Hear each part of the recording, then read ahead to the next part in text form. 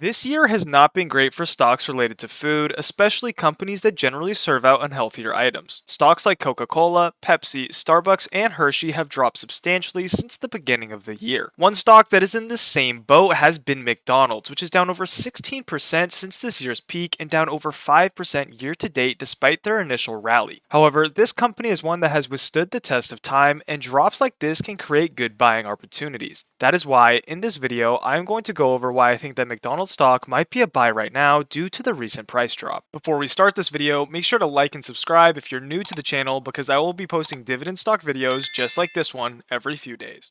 Now, at this point in the video, I would normally introduce what kind of company McDonald's is and what they do, but to be honest, McDonald's is so recognizable, I think every person watching this video is probably familiar with the fast food giant. That is why, instead of looking directly at the company, let us talk first about why the stock has underperformed so much when compared to the broader market. The stock slump has been caused mainly by two different things. One thing is that shareholders are worried that the fast food industry is experiencing a slowdown as more Americans and generally people around the world are becoming more conscious of what they are putting into their bodies. This scare has been exemplified by the Ozempic reports that suggest that Americans using Ozempic are eating less calories and are eating healthier options. If these reports are true and are as big as some people are suggesting, then this would obviously hurt McDonald's stock in the long term. In addition, rising costs due to inflation harm companies like McDonald's that already have relatively tight margins on many of their food products. This is because McDonald's increasing prices harms their core business more than other companies, as people generally go to McDonald's to get a cheap meal. For example, Apple might be able to get away with selling their iPhone for $100 more due to the fact that it is a premium product, but McDonald's raising the price of their burgers by $1 or even less than $1 might be a deal breaker for some people who can find cheaper options. These different reports and economic conditions have slumped many food stocks, meaning McDonald's is not alone, as many fast food and food-related consumer staple stocks have seen weakening market sentiment. However, these fears could very well be overblown, creating a good opportunity to buy in. Okay, so now that we have mentioned the negative news surrounding the stock, let us talk about some of the upside. Firstly, McDonald's has maintained positive sales momentum into this year's summer months, and McDonald's is still one of the most profitable in the industry as well, with McDonald's having a net profit margin of over 35%. To put this into perspective, Wendy's has a net profit margin of just 10%, and Yum Brands, arguably their biggest competitor, has a profit margin of 25%.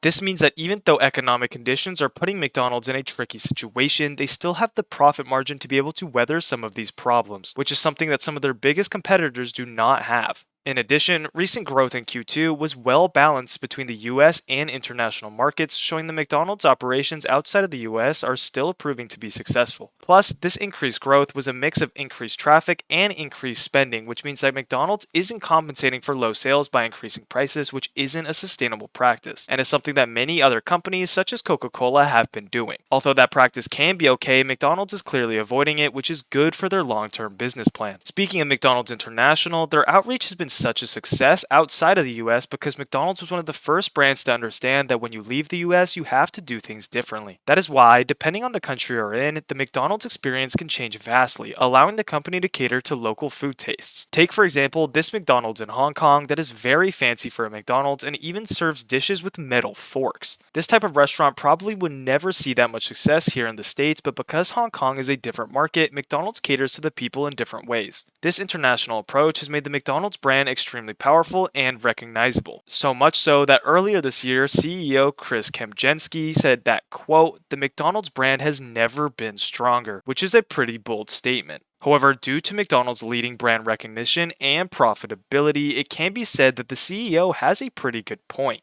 The company is also more innovative than you may think. The company is continuing to find ways to drive up growth for profits, which is great for shareholders. One example in recent history that I can name is the electronic food ordering machines. This, on paper, seems like just a way to get rid of a worker, which, to be fair, it is, but studies have shown that people who use these machines often order more than they would at a normal register, which is why McDonald's is using them in almost every location now, as it is proven to increase revenue. Lastly, McDonald's is also still the biggest fast food chain in the United States. They have a ton of stores in the US with over 13,000 and over 36,000 internationally, and they also have the largest market share in the US with them having over 43% of the fast food market, which is just insane. Now let us finally look at some of the statistics really quickly. Firstly, McDonald's is a fantastic dividend payer, which is obviously very important. They currently yield just north of 2.5% with a 10-year CAGR of 7.04% and their most recent increase being nearly 10%, showing their commitment to shareholder value.